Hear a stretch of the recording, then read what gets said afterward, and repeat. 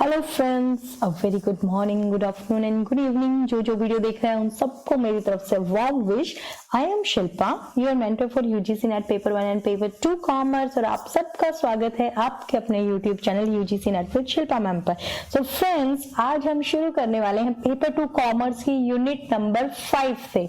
सो ये यूनिट आपके न सिर्फ नेट के एग्जाम को क्लियर करने के लिए इंपॉर्टेंट है, बल्कि आपके पीएचडी के इंटरव्यू एज वेल एज आपके रिसर्च के लिए भी बहुत इंपॉर्टेंट है। सो आज के लेक्चर को ध्यान से देखिएगा, लेकिन लेक्चर को शुरू करने से पहले हम हमेशा की तरह एक बार अपने रेजोल्यूशन को पक्का कर लेते हैं, जो है आपका net JRF June 2022 with AIR। सो इन्हीं सब पॉजिटिव अफर्मेशंस के साथ आज के हम लेक्चर की शुरुआत करते हैं। तो चलिए शुरू करते हैं। आज का हमारा टॉपिक है मेजर्स ऑफ सेंट्रल टेंडेंसी। तो पहले हम समझेंगे कि सेंट्रल टेंडेंसी क्या होता है। सेंट्रल टेंडेंसी मतलब सेंटर मतलब बीच का, टेंडेंसी मतलब झुकाव। सो बीच के झुकाव को कौन दिखाता है, उसको कैसे मेजर करते हैं, उसको क्या बोलते हैं। सो ये जो पहली 3 लाइन्स हैं जिनमें लिखा हुआ है measure of central tendency, measure of location और एवरेजेस, ये आपके लिए बहुत बहुत बहुत इंपॉर्टेंट है, क्योंकि आपको जब तक पता नहीं होगा कि एवरेज को मेजर ऑफ लोकेशन भी बोलते हैं, एवरेज को ही मेजर ऑफ सेंट्रल टेंडेंसी बोलते हैं, जब तक आप इससे रिगार्डिंग क्वेश्चन में कंफ्यूज हो सकते हैं। सो फ्रेंड्स, ये एक बात हम मार्क कर लेते हैं। एवरेजेस से हम सब फैमिलियर हैं, हमने सबने पहले भी 11th 12th से हम पढ़ते आ रहे हैं एवरेजेस क्या होती हैं। सो एवरेजेस से हम अच्छी भली भांति फैमिलियर हैं। इन्हीं एवरेज को बोला जाता है मेजर ऑफ लोकेशन, इसी को बोला जाएगा मेजर ऑफ सेंट्रल टेंडेंसी। अभी इसके हम मीनिंग को समझेंगे। So measure of central tendency, these are the descriptive statistic. ये वर्ड यहाँ पे समझना जरूरी है कि डिस्क्रिप्टिव स्टैटिस्टिक क्या है। 2 तरह की स्टैटिस्टिक्स होती हैं, एक है आपकी डिस्क्रिप्टिव, दूसरी है आपकी इन्फ्रेंशियल। तो डिस्क्रिप्टिव स्टैटिस्टिक क्या आती है, जैसा कि नाम से पता चल रहा है, डिस्क्राइब कर रही है। ये किसको डिस्क्राइब कर रही है? This is describing the whole population. अगर यहाँ पे 100 लोग हैं तो ये 100 लोगों को डिस्क्राइब कर रही है, 50 है तो 50 को, 1000 है तो 1000 को। तो जो स्टैटिस्टिक पूरे डाटा को डिस्क्राइब करेगी उसको बोला जाएगा डिस्क्रिप्टिव स्टैटिस्टिक। और मेजर ऑफ सेंट्रल टेंडेंसी क्या है? Measure of central tendency are the descriptive statistic. दूसरी स्टैटिस्टिक कौन सी होती है? इन्फ्रेंशियल स्टैटिस्टिक, जहां पे हम क्या काम करते हैं, हम इन्फर करते हैं। क्या इन्फर करते हैं? हम सैंपल के बेस पर पॉपुलेशन को इन्फर करते हैं। यहाँ पे क्या कर रहे हैं हम? यहाँ पे सैंपल से पॉपुलेशन को इन्फर कर रहे हैं। सो डिस्क्रिप्टिव मतलब हम पूरे डाटा को डिस्क्राइब कर रहे हैं, इन्फ्रेंशियल मतलब हम कुछ डाटा उठाते हैं और उससे पूरे पॉपुलेशन की कैरेक्टरिस्टिक को डिस्क्राइब करते हैं। सो यहाँ पे क्या डेफिनेशन हमें गिवन है? हमें गिवन है measure of central tendency are the descriptive statistic that identify the best single value. यहाँ पे हम मार्क करेंगे बेस्ट सिंगल वैल्यू। जो बेस्ट सिंगल वैल्यू आएगी, जो पूरे डाटा को डिफाइन कर रही है, उसको बोला जाएगा एवरेज। तो the single figure which represent the whole set of data is called an average. जो सिंगल वैल्यू पूरे डाटा को डिस्क्राइब करती है उसको बोला जाता है एवरेज। तो such an average is lie और is somewhere within the range of data. ये क्या बोल रहे हैं कि जो एवरेज की वैल्यू होती है ये कहीं ना कहीं डाटा की रेंज में होती है। इसको एक एग्जांपल के थ्रू समझते हैं। हम एग्जांपल लेते हैं एक 10th क्लास का। 10th क्लास में क्या है? 10th क्लास में आपकी क्लास में समझो 100 स्टूडेंट्स हैं। 100 स्टूडेंट्स में उनके एग्जाम होते हैं, उनका रिजल्ट आता है। तो जब स्टूडेंट्स का रिजल्ट आता है, नंबर ऑफ स्टूडेंट्स आर 100, तो किसी के 40% आते हैं, किसी के 60 आते हैं, किसी के 70 आते हैं, किसी के 71 आते हैं। ऐसे डिफरेंट फिगर आती है। किसी का हाईएस्ट हम मान के चलते हैं 98% आता है। सो अब हमको डिस्क्राइब करना है कि क्लास 10th का रिजल्ट क्या है। अगर हम सबको बताएंगे कि रोल नंबर इसके इतने, इसके इतने, तो उसके कुछ समझ में नहीं आएगा। तो स्कूल में क्या होगा कि वो एक एवरेज निकाल लेंगे। एवरेज निकल के आती है यहाँ पे कि क्लास 10th का रिजल्ट ABCD स्कूल के लिए है 80%। सो ऑल्दो ये 80% क्या है? This is the average of these 100 students. In 100 student का एवरेज निकल के आया है 80%। जरूरी नहीं है कि सब बच्चों के 80% है, किसी का 40 भी है, किसी का 60 भी है, किसी का 80 और अबव 80 भी है। लेकिन जब उनका एवरेज निकाला गया तो एक सिंगल वैल्यू निकल कर आई 80%। So such average is in somewhere within the range of data. अगर हम रेंज की बात करें, यहाँ पे जो हमें डाटा की रेंज गिवन है, दिस इज गिवन हमें 40 to 98% हमें गिवन है। सो ये जो 80% है ये कहीं ना कहीं इसकी रेंज में ही लाई कर रहा है। So next point is given is average provides the gist और it provides the bird's eye view. यानी कि जीस्ट का मतलब क्या होता है, जीस्ट का हिंदी मतलब है सारांश, कि ये क्या करता है कि ये अलग अलग डाटा को नहीं बता के पूरे डाटा का एक सारांश हमें प्रोवाइड करता है। यहाँ पे क्या किया है, ये जो 80% है ये सारांश है। किसका सारांश है ये क्लास 10th के रिजल्ट का सारांश है। और इसी तरह से बर्ड्स आई व्यू एक इंपॉर्टेंट फ्रेज है यहाँ पे दिया है। बर्ड्स आई व्यू से अगर आपको कनेक्ट करना है तो आप कनेक्ट करेंगे कि एवरेज के लिए यूज हो रहा है। सो बर्ड आई व्यू, जैसे कि अर्जुन ने मछली की आंख पे तीर का निशाना लगाया था, वहीं से ये फ्रेज बना बर्ड्स आई व्यू। यानी कि आप वहां पे एक सिंगल पॉइंट पे फोकस कर रहे हैं और आप पूरा डाटा वहां पे डिस्क्राइब कर पा रहे हैं। So friends, it was the meaning of the averages. I hope आपको ये क्लियर हो गया होगा। Now moving to the next part, that is the दो तरह के एवरेजेस आपको गिवन है। कौन कौन से एवरेजेस आपको गिवन है? आपको गिवन है यहाँ पे mathematical average as well as positional average. Mathematical average क्या है? जिनको मैथमेटिक फॉर्मूला से डिड्यूस किया जाता है। यहाँ पे कोई मैथमेटिक्स का फॉर्मूला अप्लाई होता है, उसके थ्रू आप ये मैथमेटिकल एवरेज को कैलकुलेट करते हैं। और यहाँ पे क्या कर रहे हैं, यहाँ पे this is on the basis of position of the data. यहाँ पे आप डाटा की पोजीशन के अकॉर्डिंग एवरेज को कैलकुलेट करते हैं। सो यहाँ पे जो मैथमेटिकल एवरेजेस हैं, ये एक स्लाइड आपके लिए इतनी इंपॉर्टेंट होने वाली है कि इसमें से आपको 2 नंबर डेफिनेटली मिलने वाले हैं। सो इस स्लाइड को ध्यान से देखिएगा, छोटी सी स्लाइड है बट बहुत ही काम की है। तो यहाँ पे हमारे पास 3 मैथमेटिकल एवरेज होते हैं। आपको पता होना चाहिए कि मैथमेटिकल एवरेज कौन से, arithmetic mean, geometric mean and harmonic mean. सो ये जो AGH है, this is the mathematical average, MAGH। सो आप इसको अपने हिसाब से कुछ भी न्यूमेरिक, कुछ भी शॉर्टकट बना के याद रखिए, लेकिन इसको भूलना नहीं है कि mathematical average is equal to AGH। इसी तरह से पोजिशनल एवरेज की अगर हम बात करेंगे, पोजिशनल एवरेज मतलब जो डाटा की पोजीशन के बेस पे डिसाइड किए जाते हैं, उनमें आएगा median, mode, percentile, deciles and quartile. ये जो 5 एवरेजेस हैं, these are the positional average. और यहाँ पे इनके साथ एक इंपॉर्टेंट पॉइंट जुड़ जाता है, ये है AM arithmetic mean, GM geometric mean and HM is harmonic mean. तो इनमें से सबसे बड़ा क्या है? इनमें से सबसे बड़ा है अर्थमेटिक मीन, उससे छोटा ज्योमेट्रिक मीन और सबसे छोटा होता है हार्मोनिक मीन। तो ये सीक्वेंस आपको पता होना चाहिए। तो कहीं भी आएगा तो पहले आएगा अर्थमेटिक मीन, फिर आपका आएगा geometric mean and then comes your harmonic mean. So जब यहाँ पे असेंडिंग डिसेंडिंग ऑर्डर की अगर बात होगी तो पहले नंबर पे जो सबसे बड़ा है वो है आपका अर्थमेटिक मीन, फिर उससे छोटा ज्योमेट्रिक मीन और फिर सबसे छोटा है harmonic mean. So friend, this one slide is very important. यहाँ पे आपको पता होना चाहिए कि अगर अर्थमेटिक मीन आपको गिवन तो आपसे पूछा जा सकता है कि इस अर्थमेटिक मीन है पोजिशनल एवरेज और मैथमेटिकल एवरेज, तो आपको छट से बता देना है this is a mathematical average. इसी तरह से ज्योमेट्रिक और हार्मोनिक मीन के बारे में भी। या फिर क्वेश्चन इस तरह से आ सकता है, इज मीडियन और इज मोर मैथमेटिकल एवरेज और पोजिशनल एवरेज। तो हमें पता होना चाहिए, हमें ये स्लाइड ध्यान में रखनी है कि these are the positional average. और अगर इनके रिलेशन की अगर बात की जाएगी तो अर्थमेटिक मीन सबसे बड़ा होता है, उसके बाद होता है ज्योमेट्रिक, उसके बाद होता है हार्मोनिक मीन। तो आई होप दिस इज क्लियर। अब हम अर्थमेटिक मीन के बारे में डिटेल में पढ़ेंगे। अर्थमेटिक मीन आपने पहले भी काफी बार पढ़ा होगा, आपके स्कूल टाइम से आप अर्थमेटिक मीन को पढ़ते आ रहे हैं। सो अर्थमेटिक मीन क्या होता है? अर्थमेटिक मीन को बोला जाता है, नॉर्मली बोलेंगे तो इसको मीन भी बोला जाता है, इसको अर्थमेटिकल एवरेज भी बोला जाता है। सो ये कैसे कैलकुलेट होता है ये मैं एक्सपेक्ट कर रही हूँ कि आपको ऑलरेडी पता होगा, फिर भी मैंने यहाँ पे डिस्क्राइब किया है ये कैसे कैलकुलेट किया जाएगा। It is calculated by adding all the numbers in a series or in a given data set and then dividing it with the total number of item within the data set। ये हमें पढ़ने में थोड़ा सा मुश्किल लग सकता है, लेकिन जब हम इसको कैलकुलेट करते हैं तो ये बहुत इजी है। देखिए यहाँ पे मैंने एक एग्जांपल के थ्रू इसको एक्सप्लेन करने की कोशिश की है कि आपको ये 4 नंबर गिवन है, एक सीरीज गिवन है आपको 6, 8, 10, 3 नंबर गिवन है आपको। तो इनका अगर आपको मीन कैलकुलेट करना तो कैसे करेंगे? आप तीनों को जोड़ लेंगे पहले और जितने नंबर ऑफ यहाँ पे नंबर ऑफ नंबर्स है, यानी कि 3 नंबर्स है यहाँ पे, उनको 3 से डिवाइड कर देंगे तो ये आ जाएगा आपका यहाँ पे अर्थमेटिक मीन 8। सो ये बहुत ही सिंपल है एंड मैं उम्मीद कर रही हूँ आपको ये पहले से ही आता है, तो यहाँ पे ज्यादा टाइम नहीं लगाते हुए moving to the next part. Arithmetic mean का यहाँ पे फॉर्मूला दिया हुआ है जो कि अब भी हमने किया है, तो फॉर्मूला आपको ध्यान में रखना है।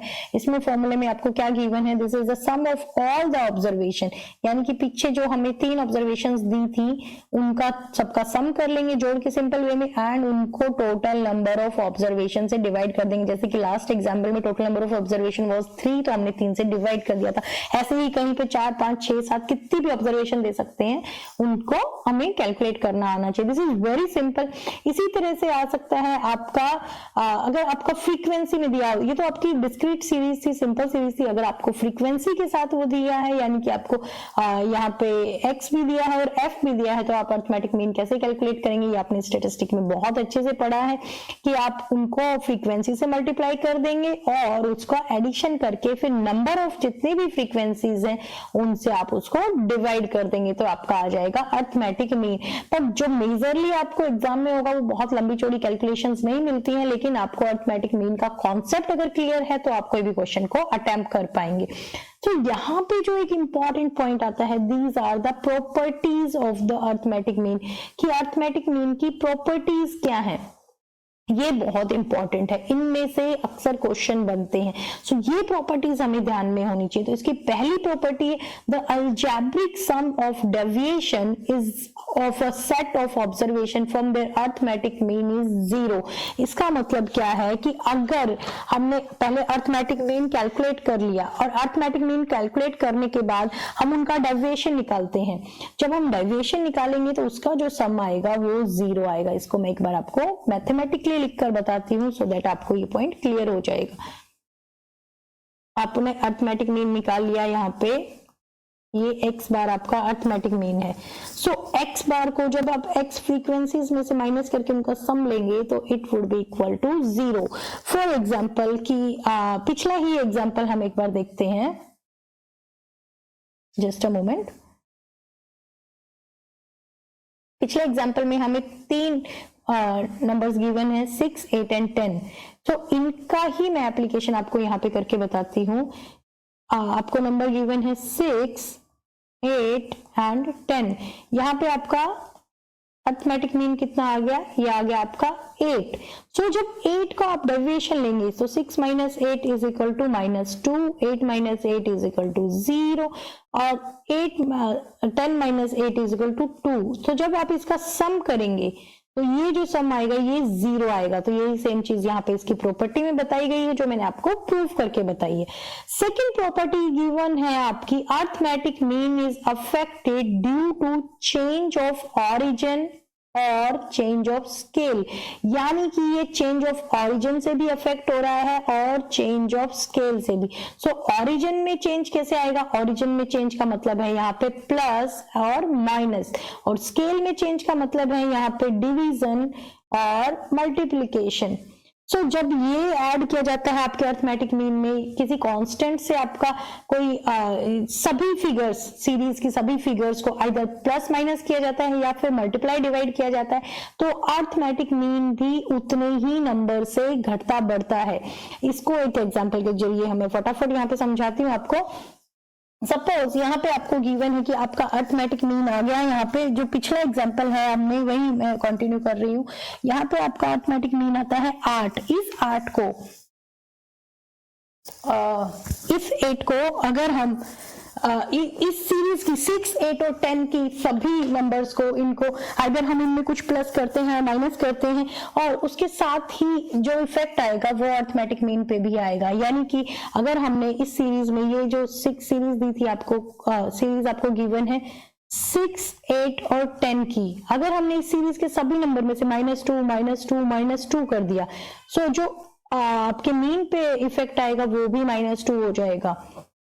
तो ये कितना हो गया, यहाँ पे ये हो गया 18 डिवाइड बाय 3, आपका मीन हो गया 6। तो जो आपका मीन पहले 8 था अब वो -2 होकर घटकर 6 हो जाता है। सो ये क्या है, ये है कि this is affected by the change of origin. अगर प्लस माइनस की बात करेंगे तो चेंज ऑफ ऑरिजिन, इसी तरह से अगर हम डिवाइड और मल्टीप्लिकेशन की बात करेंगे तो सेम इफेक्ट आपके मीन पर भी आएगा। तो ये प्रॉपर्टी ये बता रही है। आई होप ये दोनों प्रॉपर्टीज आपको क्लियर हो गई। तो moving to the next property, property 3 is given is a formula for calculating the group mean. अगर आपको दो सीरीज दी गई है, यानी कि यहाँ पे आपको दिया गया है सीरीज 1 और सीरीज 2। सो यहाँ पे आपको दिया होगा सीरीज 1 का मीन इतना है, सीरीज 2 का मीन इतना है, और आपको कैलकुलेट करना है ग्रुप मीन। तो ग्रुप मीन कैसे कैलकुलेट करेंगे, ग्रुप मीन कैलकुलेट करने का फॉर्मूला आपको गिवन है। आप एन मतलब जितनी आइटम सीरीज 1 में है उनको मल्टीप्लाई कर देंगे पहले वाले मीन से, फिर उसको प्लस कर देंगे दूसरे वाली number of item in series 2 और सीरीज 2 का मीन, और उसको डिवाइड कर देंगे n1 और n2 से। तो ये आपका आ जाएगा ग्रुप मीन, जिसको बोला जाएगा x बार 1 2। और ये कई बार क्वेश्चन में हमें रिजॉल्व करने के लिए आ जाता है, इसके ऊपर हमें न्यूमेरिकल क्वेश्चन देखने को मिल जाता है। तो इसको आप एक बार थोड़ा सा देख लीजिएगा। Property number 4 is it is affected by presence of extreme observation. यहाँ पे इसका मीनिंग क्या है, एक्सट्रीम ऑब्जर्वेशन, यानी कि मीन क्या है, mean is mean is calculated by all the figures. ठीक है, जितने भी फिगर्स हैं, अगर एक फिगर है 2, एक फिगर है 4 और एक फिगर है 100 और एक फिगर है आपकी 100 एंड 100 ही मान के चलते हैं, 100 तक ही ये फिगर है। सो अगर हमें इनका मीन कैलकुलेट करना है तो कितना आएगा, इसका मीन आएगा 106। Number of items here is 3, तो इसका मीन आएगा यहाँ पे कहीं पे 35 पॉइंट समथिंग करके इसका मीन आ जाएगा। तो ये जो 35 है ये क्या है, 35 यहाँ पे कहीं पे लाई करेगा बीच में, लेकिन ये किसकी वजह से 35 तक पहुंच गया, क्योंकि ज्यादातर आइटम तो यहाँ पे छोटी है, सिर्फ एक आइटम बड़ी है। तो ये क्या है, this is the extreme observation. और यहाँ पे क्या हुआ, एक्सट्रीम ऑब्जर्वेशन की वजह से मीन इसका बहुत ज्यादा बढ़ जाता है। सो कुछ और भी प्रॉपर्टीज हैं यहाँ पे अरिथमेटिक मीन की। पहली प्रॉपर्टी यहाँ पे और क्या बताई गई है कि it is rigidly defined. Rigidly defined का मतलब क्या होता है कि this is defined by some mathematical formula. ये कोई मैथमेटिकल फॉर्मूला के बेस पे हम लोग निकाल रहे हैं। So it is rigidly defined, यानी कि कोई भी बंदा निकालेगा इसको तो ये सेम ही आएगा, क्योंकि इसका फॉर्मूला फिक्स है यहाँ पे। So it is based on all the observation. यहाँ पे हमने समझा कि ये सभी ऑब्जर्वेशन के बेस पे होता है। It is easy to comprehend, ये समझने के लिए बहुत इजी, आपको पता है सिंपल से आपको प्लस करके डिवाइड करना। It is simple to calculate, बहुत ही नॉन टेक्निकल पर्सन भी इसको, जो स्टैटिस्टिक की बहुत ज्यादा नॉलेज नहीं है उसको, सिंपल कोई भी बंदा इसको कैलकुलेट कर सकता है। और it is amenable to mathematical treatment और प्रॉपर्टीज, यानी कि इस मीन के ऊपर भी फर्दर कैलकुलेशन की जाती है। यानी कि मीन हमने निकाल लिया, मीन के बाद अगर आपको उससे स्टैंडर्ड डेविएशन निकालना है या फिर कोई और आपको कुछ उससे निकालना है तो आप उस पर फर्दर मैथमेटिकल ट्रीटमेंट कर सकते हैं। सो इन सब प्रॉपर्टीज की वजह से क्या होता है, आपके अरिथमेटिकल मीन को best measure of central tendency यहाँ पे माना जाता है। सो ये पॉइंट हमारा मार्क करने के लिए है कि अगर आपको बोला जाए, बहुत सारे ऑप्शन आपको दिए जाएं और पूछा जाए कि इनमें से best measure of central tendency क्या है, तो आपका आंसर होना चाहिए arithmetical mean is the best measure of central tendency. So friends, ये था आपका अरिथमेटिकल मीन। आई होप आपको इसका बेसिक कॉन्सेप्ट क्लियर हो गया होगा। सो अब हम डिस्कस करेंगे कि इसकी मेरिट्स और डीमेरिट्स क्या है। ठीक है, मेरिट क्या है, अभी हमने पढ़ा इसकी एक प्रॉपर्टी है, it is rigidly defined, it is rigidly defined by the algebraic formula. So ये रिजिडली डिफाइंड है, तो इसमें यहाँ पे कुछ भी सब्जेक्टिव होने के चांसेस नहीं होते। सेकंड, इसकी जो प्रॉपर्टी थी वही इसकी मेरिट बन जाती है, it is easy to calculate and simple to understand. Third is it is based on all the observation, यानी कि ये सभी ऑब्जर्वेशन के बेस पे है। So it can be regarded as the best representative of the given data, यानी कि ऐसा नहीं है कि यहाँ पे कोई फिगर नहीं यहाँ पे ये इंक्लूड करता है, ये सभी फिगर के बेस पे है, तो इसीलिए इसको ज्यादा रिलायबल माना गया है। It is capable of being treated mathematically, इसको फर्दर भी मैथमेटिकली ट्रीट किया जा सकता है, और इससे कुछ और भी फॉर्मूलाज को लगाकर कुछ और भी रिजल्ट निकाले जा सकते हैं। Arithmetic mean can be computed even if the detailed distribution is not known, but sum of observation and number of the observations are known।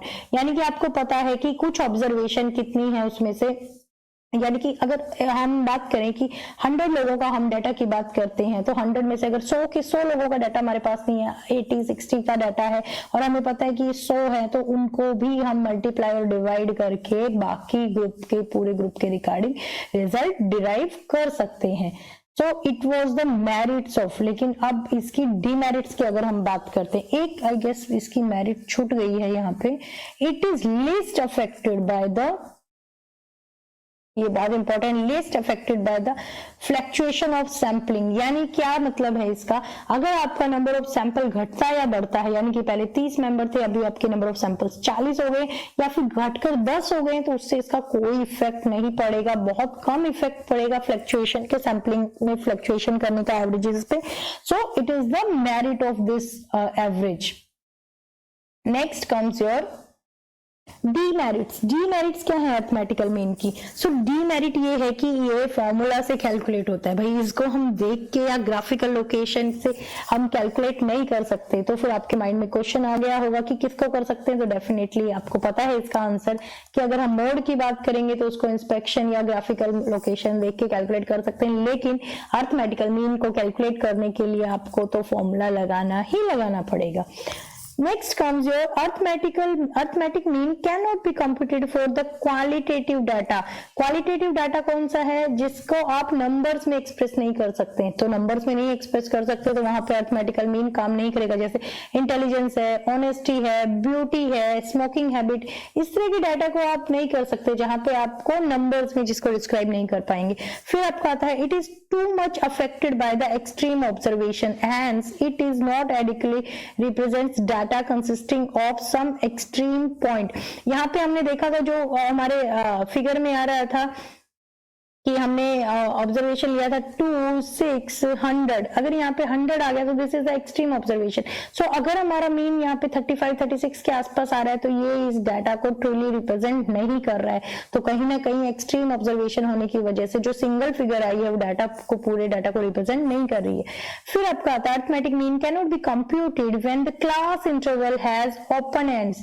Open ends मतलब क्या है, जब हम बात करते हैं कि वहां पे फिक्स इंटरवल नहीं है, कि हमें नहीं पता कि बिलो 100 कितने, अगर वहां पे ओपन एंड क्लास है तो वहां पे जहां पे बिलो अबव इस तरह की फ्रीक्वेंसी दी होती है तो वहां पे हम लोग अरिथमेटिक मीन का यूज नहीं कर सकते। So this is very important property कि अरिथमेटिक मीन कहाँ नहीं यूज हो सकता, अरिथमेटिक मीन यूज नहीं हो सकता ओपन एंड क्लास में। ठीक है, ये एक छोटी सी पॉइंट हम लोग मार्क कर लेंगे कि अरिथमेटिक मीन कहाँ यूज नहीं हो सकता, जहां पे आपको class interval open ends given है, तो ओपन एंड क्लास इंटरवल के साथ आपका अरिथमेटिक मीन यूज नहीं कर सकते हैं। सो आई होप यहाँ पर आपको अरिथमेटिक मीन कॉन्सेप्ट, उसकी मेरिट डिमेरिट्स क्लियर हो गई होंगी। Now moving to the next mathematical average. Next क्या है, ज्योमेट्रिक मीन। ज्योमेट्रिक मीन क्या है, geometric mean is a mathematical average. Geometric mean is defined as nth root of the product of all the values of the variable. यानी कि आपको given है कि आपको कुछ वैल्यूज आपको गिवन है, सपोज आपको गिवन है 2 वैल्यूज का, हम एक बार बात करके चलते हैं, 2 वैल्यूज हैं आपकी 4 और 9 गिवन है। सो इसका आपको ज्योमेट्रिक मीन निकालना है। तो ज्योमेट्रिक मीन निकालने के लिए क्या करेंगे आप, यहाँ पे अंडर रूट, जितनी वैल्यूज आपको गिवन है, ये आपको एक, ये 2 वैल्यूज गिवन, इसका आप अंडर रूट ले लेंगे और मल्टीप्लाई कर देंगे उन वैल्यूज को, तो यहाँ पे आ गया under root 36 is equal to 6। So इसका ज्योमेट्रिक मीन क्या आ गया, geometric mean of 4 and 9 is equal to 6। Next इसी तरह से अगर हमें बहुत सारी फिगर्स गिवन है तो उसका ज्योमेट्रिक मीन निकालने का फॉर्मूला हमें यहाँ पे गिवन है। ज्योमेट्रिक मीन क्या आएगा, उसका अंडर रूट, जितने भी नंबर ऑफ आइटम्स हैं उनका अंडर रूट करके उन नंबर ऑफ आइटम्स को मल्टीप्लाई कर देंगे आपस में। यानी कि यहाँ पे हम इसको ऐसे भी लिख सकते हैं कि आपने मल्टीप्लाई कर दिया यहाँ पे x1 multiply by x2 multiply by x3 multiply, यहाँ पे सपोज करके चलते हैं, आपके पास xn तक है, इसका आपने अंडर रूट ले लिया n अंडर रूट तक। सो यहाँ पे इस तरीके से आप, अगर आपके पास बहुत ज्यादा फिगर्स गिवन है तो वहां पे हम लोग ज्योमेट्रिक मीन कैलकुलेट करते हैं, लेकिन लोग करने की हमें यहाँ पे जरूरत नहीं पड़ने वाली है। सो फ्रेंड्स, यहाँ पे एग्जांपल गिवन है जहाँ पे मैंने 4 और 3 का ये ज्योमेट्रिक मीन यहाँ पे कैलकुलेट किया है। सो एक बार आप इसको देख लीजिएगा। तो नेक्स्ट यहाँ पे है कि ज्योमेट्रिक मीन का यूज कहाँ पे होता है, आपको समझ में आ गया ज्योमेट्रिक मीन क्या, this is the nth root of the multiplication of all the data जो भी आपकी सीरीज में गिवन है। तो ये इतना कॉम्प्लिकेटेड हम कहाँ पे यूज करते हैं, ये यूज होता है in the growth rate. Growth rate की जब हम बात करेंगे तो आपका ज्योमेट्रिक मीन यूज होगा। ग्रोथ रेट मतलब आपको चाहे पॉपुलेशन की ग्रोथ रेट कैलकुलेट करनी है या फिर आपको कैलकुलेट करना है स्टॉक की ग्रोथ रेट, जहां पे भी आपको ग्रोथ रेट वर्ड मिल गया वहां पे आप यूज करेंगे ये ज्योमेट्रिक मीन को। फिर आपका आता है पोर्टफोलियो रिटर्न। पोर्टफोलियो आपको पता है पोर्टफोलियो का मतलब क्या है कि जहां पे आप नंबर ऑफ सिक्योरिटीज हैं आपके पास, स्टॉक एक्सचेंज की अगर हम बात करें, सो पोर्टफोलियो ऑफ सिक्योरिटीज की अगर हम कहीं बात कर रहे हैं तो हम यूज करेंगे ज्योमेट्रिक मीन को। यहाँ पे हमें इतना ज्यादा कॉम्प्लिकेशन में जाने की जरूरत नहीं है कि कैसे कैलकुलेट करना है, वो हमारा कंसिडरेशन नहीं है। हमारा कंसिडरेशन हमें सिर्फ मोटा मोटा ये पता होना चाहिए कि ये कंपाउंडेडली जहां पे भी बात होगी वहां पे हम ज्योमेट्रिक मीन की यूज करेंगे। इन स्टॉक इंडेक्सेस में हम लोग यहाँ पे बात करेंगे ज्योमेट्रिक मीन की।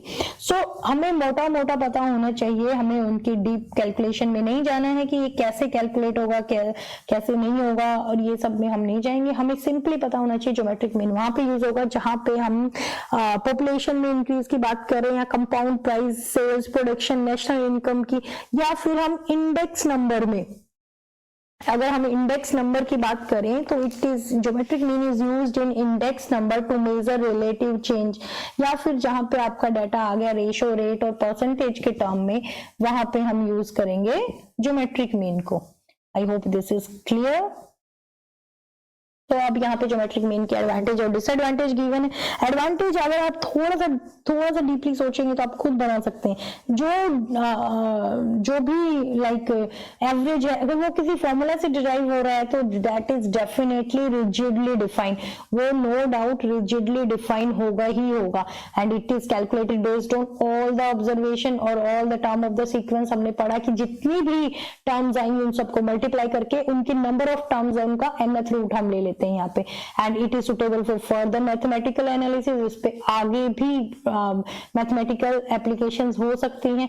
एंड जैसा कि हमने एवरेज में पढ़ा था, एवरेज के टाइम में fluctuation in sampling will not affect the geometric mean, लेकिन वो क्या करती है, वो उसकी डिसएडवांटेज में आ जाएगी कि अगर नंबर ऑफ सैंपल हमारा बढ़ता है तो क्या हो जाएगा, ये कॉम्प्लेक्स हो जाएगा। Due to complex numerical character it is not easy to understand and to calculate for a non mathematical person, कि अगर कोई मैथमेटिक्स का बंदा नहीं है तो उसके लिए इजी नहीं है ज्योमेट्रिक मीन करना, ज्योमेट्रिक मीन निकालना। फिर दूसरा जो सबसे मेन पॉइंट है इसका ये है कि अगर कोई ऑब्जर्वेशन नेगेटिव है उसकी, अगर कोई भी ऑब्जर्वेशन में माइनस का साइन आ जाता है तो आपको पता है उसका रूट नहीं कर सकते हैं, तो कहीं ना कहीं वो जो मीन वैल्यू आएगी वो आपकी इमेजिनरी आ जाएगी।